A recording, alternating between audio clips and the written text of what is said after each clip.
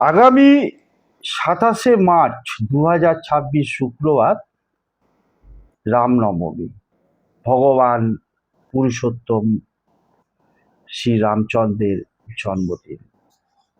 ওই দিন মনের ইচ্ছা পূর্ণ করার জন্য কি করবে, অর্থাৎ তার আগের দিন রাত্রেবেলায়, অর্থাৎ 26 তারিখ রাত্রেবেলায় শুদ্ধভাবে শুদ্ধ বস্ত্রে একটা তামার বাটি নেবে বা তামার একটা পাত্র নেবে, তার মধ্যে অল্প পরিমাণে চাল দেবে, মুগ ডাল দেবে, তার মধ্যে কালো তিল দেবে, একটু হলুদ গুঁড়ো দেবে, দিয়ে ওই বাটিটাকে তুমি কি করবে, যদি তোমার বাড়িতে রামচন্দ্রের ছবি থেকে থাকে তাহলে তার সামনেও করতে পারো, বা অন্যান্য দেবদেবীর সামনে রামচন্দ্রকে স্মরণ করে, হে রামচন্দ্র, আমাকে, আমার পরিবারকে সকল সংকট থেকে মুক্ত করো, সকল বিপত্তিকে রক্ষা করো।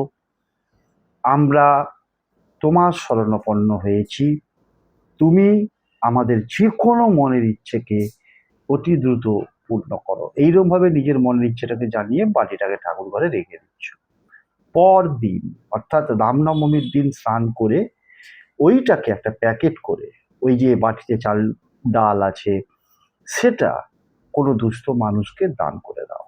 দেখো, মনের ইচ্ছা ভগবান রামচন্দ্রের আশীর্বাদে, কৃপা দৃষ্টিতে অতি দ্রুত পূর্ণ হবেই হবে।